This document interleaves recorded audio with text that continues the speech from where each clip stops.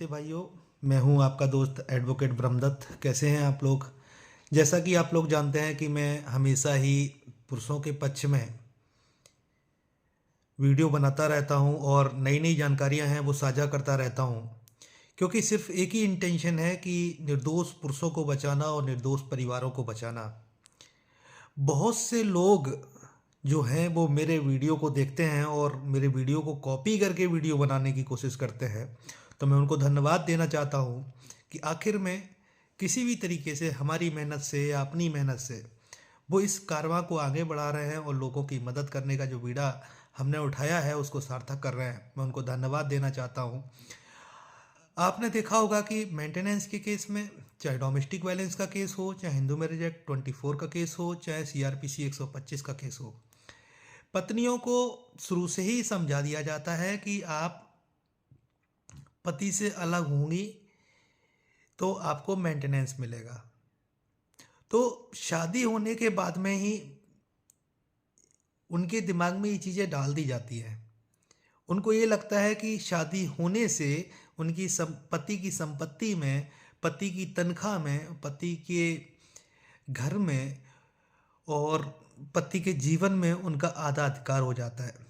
हाँ, मानते हैं कि जी उसके जीवन में आधा अधिकार हो जाता है, अर्धांगिनी के रूप में आपको पूजा जाता है, लेकिन सही तरीके से ऐसा नहीं है कि आप विद्रोह करके जाएंगे कोर्ट कचहरी में, फर्जी मुकदमों की पेशबंदी में फंसा के आप अपना स्वार्थ सिद्ध करने के लिए मेंटेनेंस जैसे केस और कानूनों का दुरुपयोग करेंगे।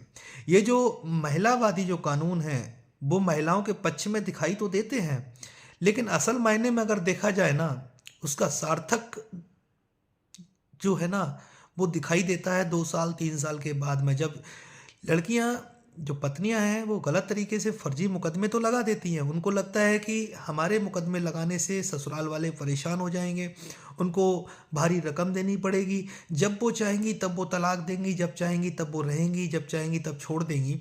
तो उनकी ये गलत फहमी है और इसके संबंध में मैं आगे एक वीडियो बनाऊंगा, क्योंकि ऐसे बहुत सारे ऐसे मैटर्स मैंने देखे हुए हैं जिसमें कि 2-2 4-4 साल तक मामले चलने के बाद लड़कियों को कुछ नसीब नहीं होता है, मेंटेनेंस के आदेश हो जाते हैं फिर भी नहीं मिलते। आखिर में ऐसी क्या वजह है? और बहुत से लोग ऐसे हैं जो ये सोचते हैं कि सर मेरा इंटरिम का मेंटेनेंस हो गया, सर मेरा फाइनल मेंटेनेंस हो गया, सर मेरा सीआरपीसी 125 में हो गया, सर मेरा डोमेस्टिक वायलेंस में हो गया, कैसे बचे? क्योंकि उनको पता है कि ऊपर की अदालतें जो हैं वो सिर्फ यही देखती हैं कि आपकी पत्नी है, आपकी रिलायबिलिटी बनती है, लेकिन वो ये नहीं देखती कि झूठ कितना है, सही कितना है। और इसकी जिम्मेदारी होती है हमारे ऊपर कि हम कोर्ट को बताएं कि हम कितना सही हैं और कितना झूठ हैं, और जो हमारे ऊपर जो मुकदमे लगाए जा रहे हैं वो मुकदमे कितने सही हैं और कहाँ तक सही हैं। इनके संबंध में मैंने बहुत सारे अपने वीडियो बना रखे हैं और हर वीडियो में मैंने आपको एक नई टेक्निकल चीज़ आपके सामने रखी है ताकि कि आप अपने केसों में उपयोग कर सकें। अभी हाल में ही एक मामला आया। उस मामले में ये था कि शादी हुई, शादी के बाद अच्छे से रह रही है, सब कुछ है, अचानक उसके दिमाग में आता है कि नहीं, ससुराल में तो हम बंधक जैसे बन के रह रहे हैं। तो उसको जिम्मेदारियां नहीं उठानी थी, तो अपने माँ बाप के साथ में चली जाती है और कुछ दिन वहाँ पे इंतजार करती है और कोर्ट में आके 125 और डीवी वगैरह के जितने भी केस होते हैं वो सारे केस फाइल कर देती है। बाद में डिमांड करती है कि हमें अपनी प्रॉपर्टी लिखाओ, अपने मकान में हिस्सा दो, हमें इतना रुपए दो। इस तरीके की चीज़ें आई। एक मामला मेरे जब सामने आया ये, तो मैंने साफ तरीके से ये कहा, मैंने कहा किसी को कुछ करने की ज़रूरत नहीं है, मामला अगर कोर्ट में आ गया है तो कोर्ट में सही तरीके से कोर्ट में ही लड़ा जाएगा। अंततः होता क्या है कि उसमें आदेश हो जाता है इंटरिम का। लड़का काफ़ी परेशान रहता है कि सर इंटरिम का आदेश हो गया है, फाइनल डिस्पोजल हुआ नहीं है, और 10,000 रुपये पर मंथ के हिसाब से बांध दिया गया है। और जो इंटरिम ऑर्डर होता है उसमें मजिस्ट्रेट क्या करता है, केस की मेरिट को डिसाइड कर देता है। आप कभी भी इस चीज़ को याद रखना कि जब भी मजिस्ट्रेट इंटरिम ऑर्डर पास करता है तो वो केस की मेरिट को डिसाइड कर देता है। डेट मीन्स कि फाइनल ऑर्डर की तरह ही वो इंटरिम दे देता है, जबकि ट्रायल बाकी रह जाता है। तो आपको ये चीज़ समझनी पड़ेगी।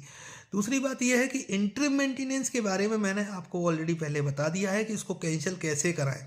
बहुत सारे लोग हमसे ये कहते हैं कि सर ऊपर हाई कोर्ट में चले जाएं या निचली कोर्ट में वहीं पे चैलेंज करें, क्या करें, कैसे करें, इंटरिम से कैसे बचा जाए। जैसा कि मैंने बताया था कि इंटरिम का जो आदेश होता है वो इंटरलोकेटरी ऑर्डर होता है।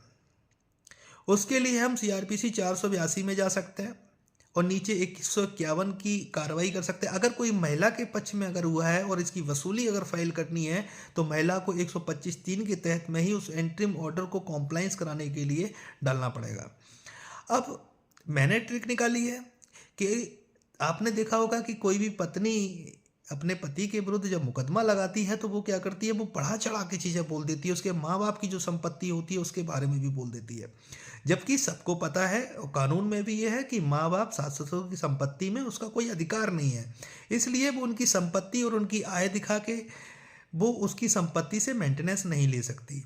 दूसरी बात यह है कि अगर मेंटेनेंस का ऑर्डर हो जाता है इस आधार पे और बढ़ा चढ़ा के अगर सैलरी बोली जाती है तो आप उसको चैलेंज कर सकते हैं। आपने देखा होगा कि रजनीश वर्सेस नेहा का जो एफिडेविट आया था वो 4 नवंबर 2020 को आया था, जिसमें कि स्पष्ट गाइडलाइंस जारी की गई थी, एडवाइजरी जारी थी और इस ऑर्डर का कॉम्प्लाइंस जो है ना वो अगले दिन से ही चालू हो गया था। इसमें ये बोला गया था कि जो नए मामले आएंगे उन मामलों के साथ में ये एफिडेविट लग के आएगा और जो मामले पेंडिंग हैं उनमें तत्काल प्रभाव से ये एफिडेविट जो है वो कॉम्प्लायंस कराया जाएगा।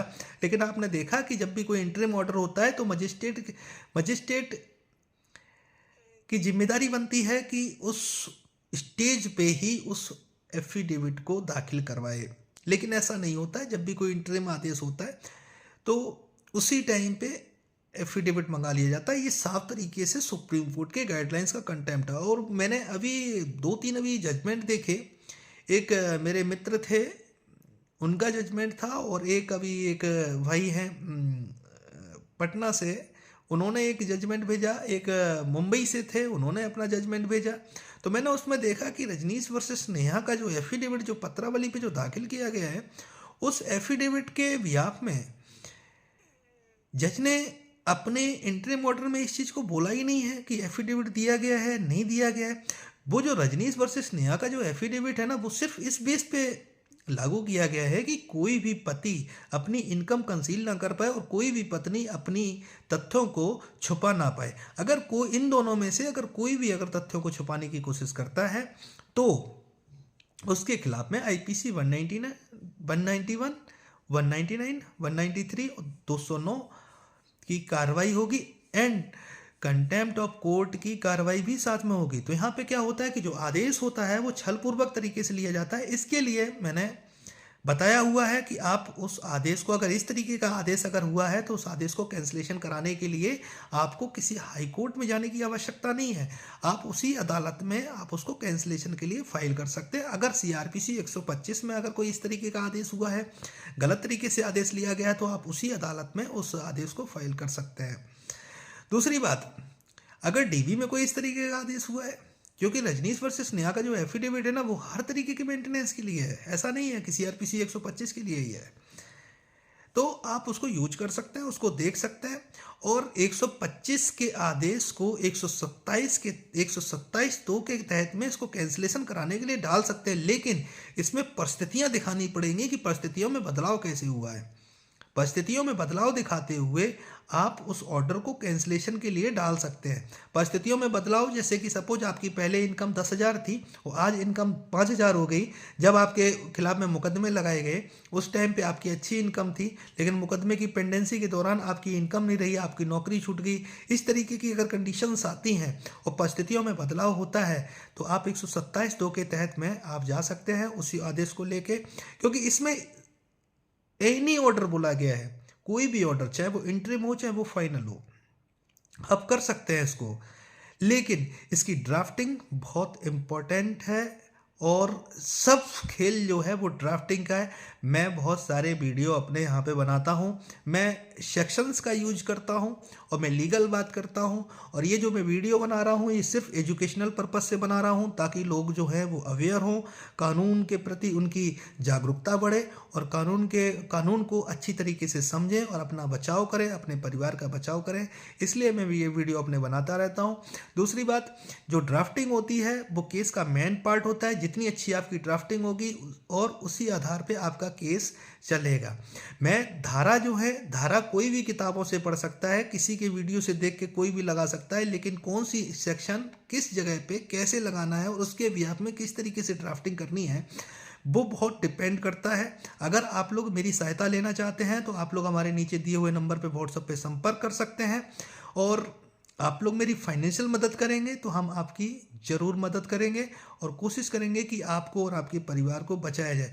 देखो, हम आपको शिक्षा, नॉलेज तो फ्री में दे सकते हैं, लेकिन हम आपको समय फ्री में नहीं दे सकते हैं। और हमारी जो स्थिति है आज की डेट में वो इतनी सक्षम नहीं है कि हम सारी चीज़ों को एक साथ लेके सफ़र करें, क्योंकि जिम्मेदारियां बहुत हैं और आप लोगों का सहयोग हमेशा मेरे साथ में रहा है। और आप लोगों से यही दुआ करते हैं कि भगवान आप लोगों को सलामत रखे और आप लोगों की मदद करे। और मैं कोशिश करता हूं कि किसी भी तरीके से जो पुरुष निर्दोष फंसाए गए हैं उनको बचाया जा सके।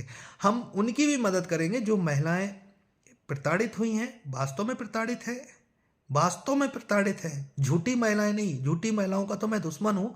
वास्तव में जो प्रताड़ित हुई हैं महिलाएं, उनकी मैं भी मदद करूंगा। और मैं काफ़ी इक्का दुक्का महिलाओं की मदद कर देता हूं, उसमें कोई दिक्कत वाली बात नहीं है, लेकिन सच्चाई के साथ, क्योंकि मैं सच्चा आदमी हूं और सच्चाई ज़्यादा पसंद करता हूं और ईमानदारी से अपनी वीडियो बनाता हूं और आप लोगों तक सारी बातें पहुंचाने की कोशिश करता हूं।